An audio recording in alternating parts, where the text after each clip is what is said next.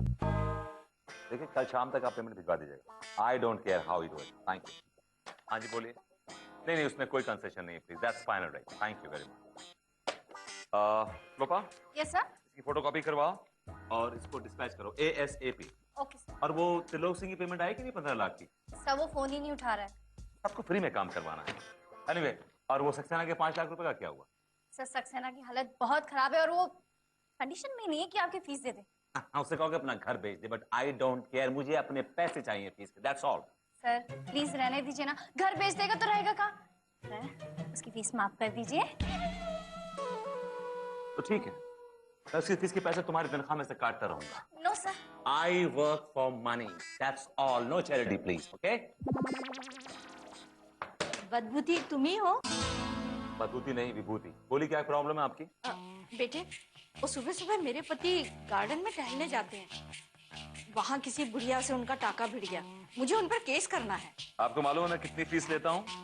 हाँ बेटा मुझे मालूम है। ये मैं लेकर आई। ये आप केस लड़वाने आई हैं चने खाने आई हैं? बेटा मैं इतने पैसे नहीं दे सकती। मैं बहुत गरीब हूँ। अगर मैं इतने पैसे लेता रहा मैं भी आपकी तरह गरीब हो जाऊंगा। बाय द वे ऐसा मत बोलो बेटा। मैं तुम्हें दुआएं दूंगी। दुआओं से बंगले और गाड़ी नहीं खरीदे जाते समझिए आप। बेटा बंगला और गाड़ी तो यही रह जाते हैं। हंस तो अकेला उड़ जाता है। Good philosophy. I like it. Lopa yes sir. Show her the door. या मैं तुम्हें बद्दुआ देती हूँ। तुम कभी खुश नहीं रहोगे। त्रिलोक सिंह अगर कल शाम तक मेरे पैसे नहीं पहुंचे तो मैं तुम्हारे घर पे गुंडे भेज दूंगा। Sorry wrong number. देखिए आपके गुंडे भेज रहे हैं मेरे घर में। मैं सॉरी बोल रहा हूँ ना आपको। अरे क्या हुआ अम्मा रो क्यों रही हो? क्या बताऊं बिटिया।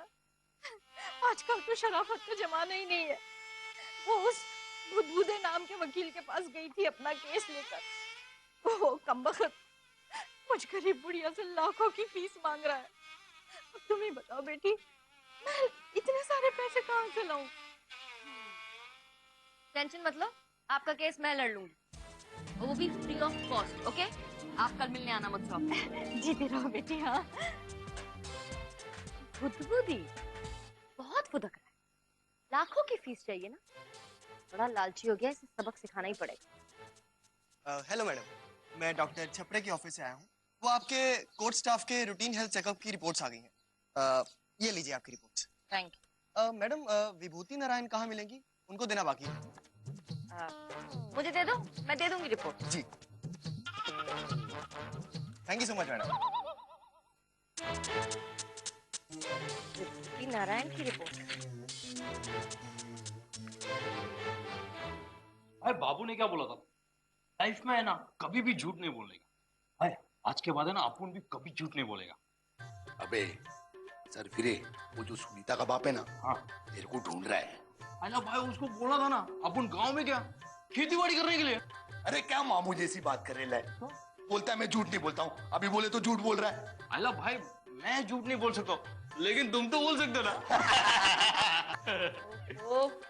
ये विभूति नारायण की रिपोर्ट तो सब नॉर्मल है। 108 होता अरे मैडम एक बार मेरे हवाले कर दो।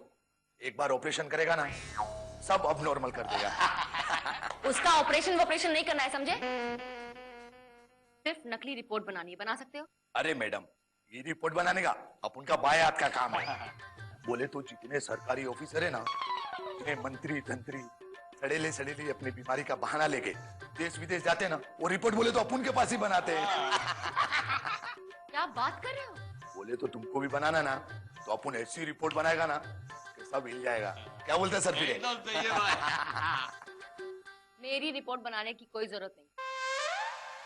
फिलहाल तो बस उस विभूति नारायण की रिपोर्ट बनाओ और ऐसी रिपोर्ट बनाओ कि उसे देखते ही उसे अपनी नानी याद आ जाए। okay? अरे मैडम बोले तो टेंशन नहीं लेने का। ऐसी रिपोर्ट बनाएगा ना कि वो भी हिल जाएगी। हमारे तोते क्यों उड़ गए भाई? क्या हुआ नारायण विभूति मिस्टर? Well nothing much. ये मेरी मेडिकल रिपोर्ट है और उसमें लिखा हुआ है कि मेरे ब्रेन में ट्यूमर है और मैं सिर्फ 48 घंटे का मेहमान हूं। Have a look.